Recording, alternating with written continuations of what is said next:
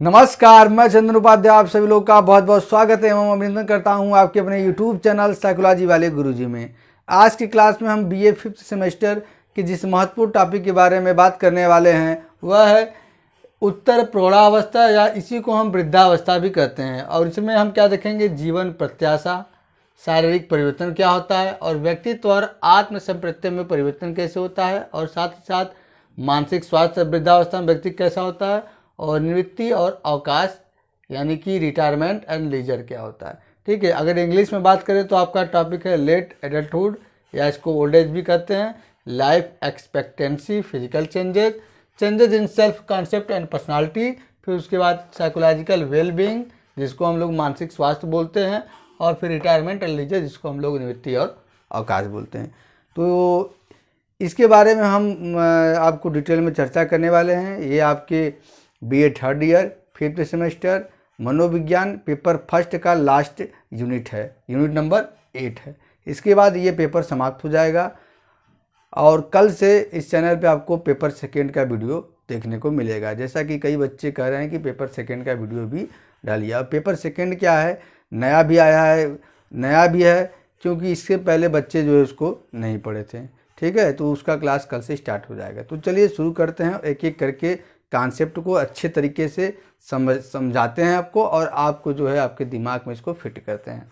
तो सबसे पहले वृद्धावस्था या उत्तर प्रौढ़ावस्था क्या होता है इसको समझ लेते हैं। जब भी ये टॉपिक मैं स्टार्ट कर रहा हूँ तो आप अपने माइंड में जिस भी अवस्था का टॉपिक पढ़ा हूँ उस अवस्था से संबंधित व्यक्ति को एज्यूम करिए। जब आप एज्यूम करेंगे तो उसको आप अच्छे से समझेंगे। देखिए, जैसा कि आप सभी जानते हैं कि वृद्धावस्था का जो प्रारंभ होता है वो 60 वर्ष की आयु से होता है, और ये कब तक चलता है, जब तक व्यक्ति के जीवन का अंत नहीं हो जाता है। ठीक है, इस अवस्था में क्या होता है, व्यक्ति की शारीरिक व मानसिक दोनों प्रकार की क्षमताओं का ह्रास होने लगता है, यानी कि व्यक्ति शारीरिक रूप से और मानसिक रूप से दोनों प्रकार से कम होने लगता था। हमने आपको पिछले क्लास में बताया था कि जब बच्चा पैदा होता है तो उगते हुए सूर्य की तरह होता है, उसमें तेज होता है, तमाम शक्ति होती है। लेकिन जब जैसे जैसे एक बच्चा बड़ा होकर वृद्धावस्था में पहुंचता है तो वो ठीक उसी प्रकार से होता है जैसे ढलता सूरज होता है। उसकी जो है प्रकाश कम होती जाती है और अंत में वो ढल जाता है। तो ढलान की अवस्था क्या होती है, वृद्धावस्था होती है। ठीक है, इसमें शारीरिक और मानसिक दोनों तरह से व्यक्ति की क्षमताओं का ह्रास हो जाता है या कमी हो जाती है, और ये बहुत तेज़ी से होता है। व्यक्ति की स्मरण शक्ति में ह्रास यानी सोचने समझने की शक्ति में कमी तेज़ी से आती है, और उसके रचनात्मक चिंतन तथा सीखने की योग्यता में कमी आती है। रचनात्मक चिंतन मतलब क्रिएटिव थिंकिंग।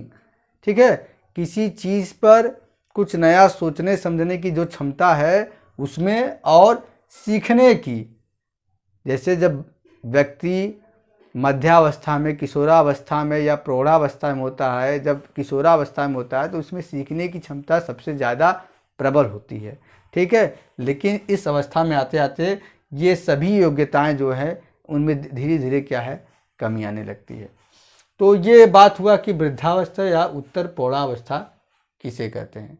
ठीक है, अब हम अपने अगले टॉपिक की बढ़ते हैं, जो जीवन प्रत्याशा। अब लाइफ एक्सपेक्टेंसी क्या होता है इसको हम आपको समझाते हैं।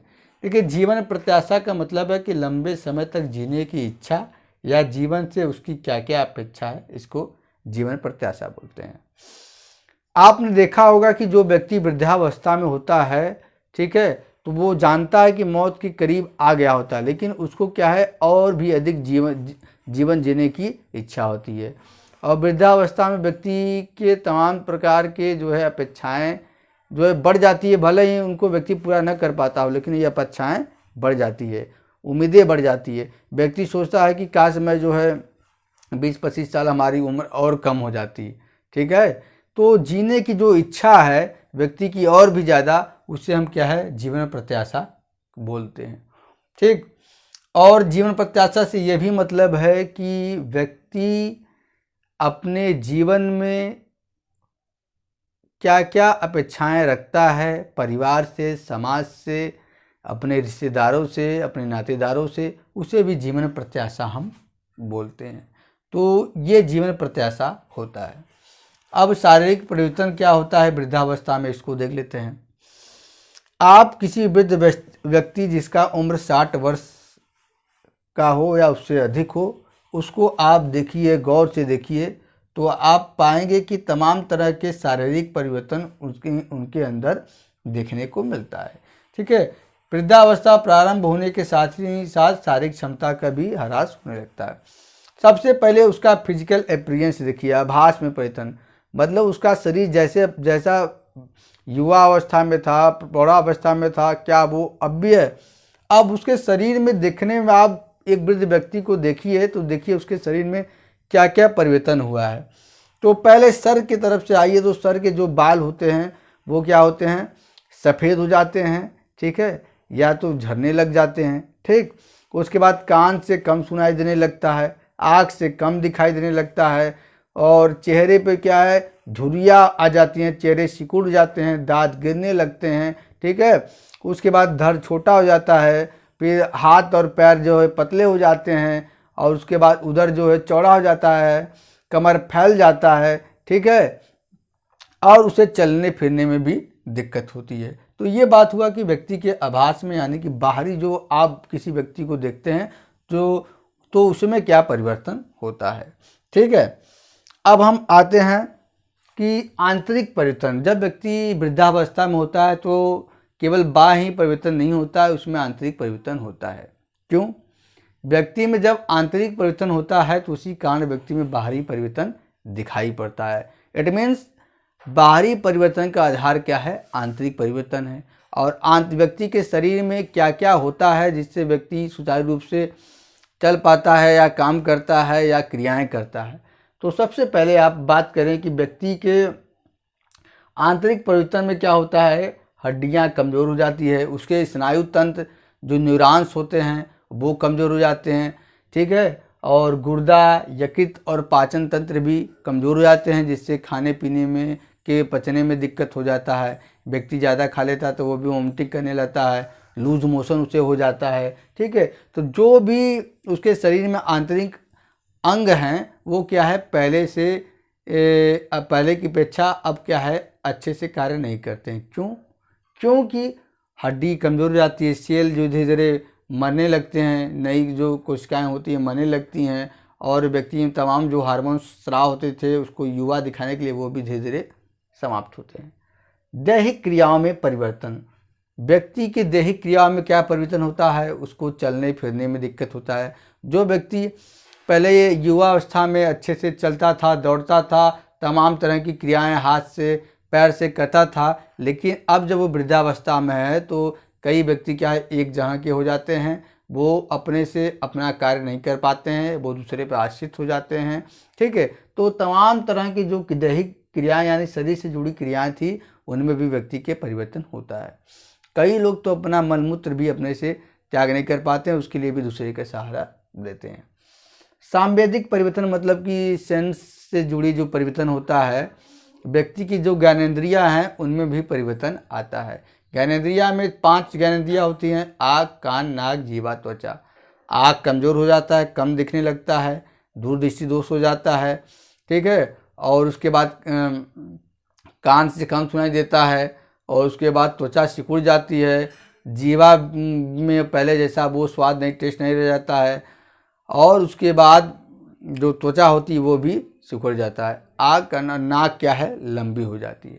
समझ गए आप दैहिक क्रियाओं में क्या परिवर्तन होता है। और सांवेदिक परिवर्तन क्या होता है, संवेदना से जुड़ा जो परिवर्तन होता है उसे सांवेदिक परिवर्तन, ज्ञानेंद्रिय से जुड़ा परिवर्तन जो होता है उसे ज्ञानेंद्रिय परिवर्तन। अब लैंगिक परिवर्तन क्या होता है कि व्यक्ति के अंदर काम भावना की समाप्ति होती है। क्यों? क्योंकि जैसे बाकी अंगों में व्यक्ति में गिरावट या हास देखी जाती है, उसी प्रकार से जो लैंगिक अंग होते हैं वो भी अच्छे से सुचारू रूप से उन काम करने लायक नहीं होते हैं। ठीक है, तो ये लैंगिक परिवर्तन भी व्यक्ति के अंदर देखा जा सकता है। आइए हम अपने अगले टॉपिक की तरफ बढ़ते हैं, व्यक्तित्व और आत्म संप्रत्यय में परिवर्तन। व्यक्तित्व यानी पर्सनालिटी, आत्म संप्रत्यय मतलब सेल्फ कॉन्सेप्ट। वृद्धावस्था में आत्म प्रत्यय और सत्यनिष्ठा के कुछ आवश्यक तत्व जिससे पूर्णता, संतुष्टि और आत्म प्रत्यय और भी मजबूत हो जाते हैं। ठीक है। यानी कि वृद्धावस्था में व्यक्ति का सेल्फ कॉन्सेप्ट क्या है वो डेवलप और मजबूत होता है। क्यों? क्योंकि व्यक्ति जो है अपने जीवन में जो बहुत सारे अनुभव अर्जित किए थे उसके कारण क्या है, उसका जो आत्मसंप्रत्यय है वो मजबूत हो जाता है। ठीक है। और इसके कुछ तत्व हैं पूर्णता, जैसे पूर्ण होने की संतुष्टि और आत्म प्रतिमा यानी अपनी छवि। ठीक है। वृद्धावस्था में व्यक्ति संबंधी गुणों, सहमति जनता, सामाजिक परिवर्तन की स्वीकृति में बदलाव देखा जा सकता है। और वृद्धावस्था में किसी भी व्यक्ति जो वृद्धावस्था में उसका व्यक्तित्व कैसा होता है, जब तमाम शारीरिक, सामाजिक, दैहिक परिवर्तन होगा तो ये लाजमी सी बात है कि उसके व्यक्तित्व में भी परिवर्तन होगा। ठीक है। अब जो है पहले से ज़्यादा वो समाज के कार्यों में भाग नहीं ले पाता है, अपने परिवार के फंक्शन में भाग नहीं ले पाता है, जिसके कारण जो है उसका व्यक्तित्व भी नैरो हो जाता है।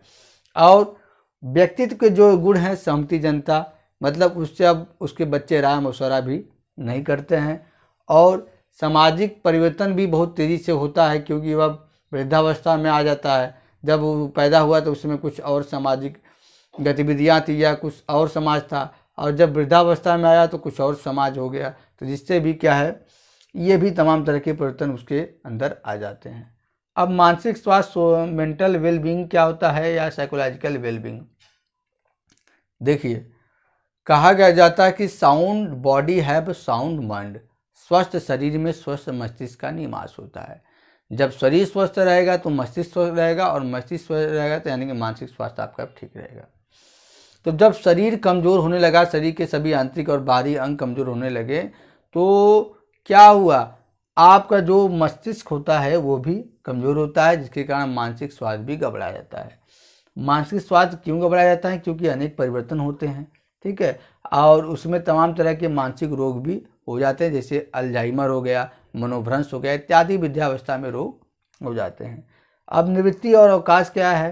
कह रहा है कि जीवन की प्रत्याशा, जीवन को जीने की प्रत्याशा बढ़ जाने के कारण व्यक्ति की सेवानिवृत्ति की आयु भी बढ़ गई है। अब समझिए कि निवृत्ति मतलब रिटायरमेंट, ले जाने अवकाश। देखिए जीवन की प्रत्याशा बढ़ जाने के कारण ये सेवानिवृत्ति की आयु भी बढ़ गई है। सरकारी नौकरी में आप जानते हैं कि 60 वर्ष की आयु में व्यक्ति रिटायरमेंट ले लेता है, कई जो है 65 वर्ष हो गया है। और कई लोग जो अपना बिजनेस करते हैं तो वो वृद्धावस्था में भी अगर फिट हैं तो कार्य करते रहते हैं। ठीक है। और व्यक्ति जब रिटायरमेंट लेता है तो उसका एक प्लान बनाता है कि वो अपने पैसे को किस प्रकार खर्च करेगा, कौन कौन कार्यों करेगा, कैसे अपने जीवन को निर्वाह करेगा, अपने अकेलेपन उदासी को कैसे दूर करेगा, बाकी अपने परिवार बच्चों को कैसे संभालेगा। और उसी के हिसाब से अगर व्यक्ति अगर खरा उतरता है तो उसकी मानसिक स्थिति ठीक रहती है, नहीं तो वो नहीं ठीक है। निवृत्ति क्या है? बीमारी के कारण या जो है किसी समस्या के कारण आप जो है समय से पहले जब अवकाश ले लेते हैं तो उसी को क्या है, लेजर या अवकाश या आराम बोला जाता है। ठीक है। तो ये सभी टॉपिक जो है आज की क्लास में हमने आपको बताया। ये यूनिट 8 का जो है लास्ट टॉपिक था।